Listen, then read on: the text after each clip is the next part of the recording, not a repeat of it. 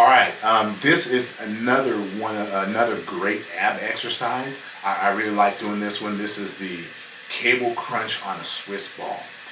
Okay, the great thing about the cable crunch on the Swiss ball is that when you normally do a crunch, especially if you're lying on the ground, the surface is flat. Okay, so you're working abs off a flat surface, so which is fine, but it's a short range of motion that you have for the crunch. But when you get on a Swiss ball, okay, you're sitting on a round surface. So when you're on a round surface, you're stretched out a little bit more. So if you stretch out a little bit more, stretch out the abs a little bit more, you got a little bit higher quality work and a little bit slightly longer range of motion that you're doing high quality work over. Okay, you can hold get a rope and hold the handles close to you. I'll usually will hold them up in the air, sort of like this. So if that's a little bit further away from the abs that I'm working, so I got to work also harder on that. Okay.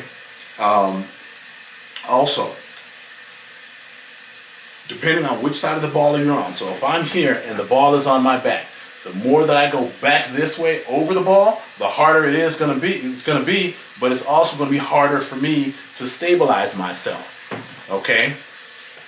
And so coming back over this side, so if I'm over the ball like this and I come back forward, rolling this way on the ball, okay, it's going to be a little bit easier. I'm not going to have to stabilize, and it's not going to be as round of a surface. So I'm not going to have the quite as long as a range of motion. It's going to be closer to being flat, but you got to get in where you fit in. You can't, if you're going over the ball and you can't stay stabilized and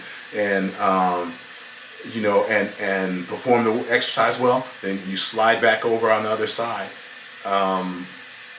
further away, so you can stay balanced and get stabilized, and then build up your strength and your ability to stabilize, and then you can come back over the ball, making it a little bit harder.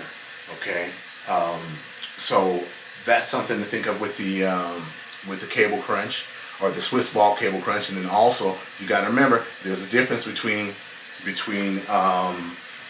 spinal flexion and hip flexion.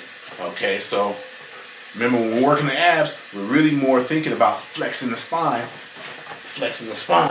as opposed to flexing the hip. And flexing the hip, remember, you get that spine, you get that hump in your back. I always think of it as okay, this is gonna date me, make me a little old, but the group, the Gap Band, they made a song called Humpin'. Yeah. Jack be nimble, Jack be quick, Jack jump over the humping stick. He had a hump in his back. That's how I think of ab work. You got to put that hump in your back. If you don't put that hump in your back, you're not going to get as high quality ab work as someone who's making sure that hump is in the back and that spine is flexing.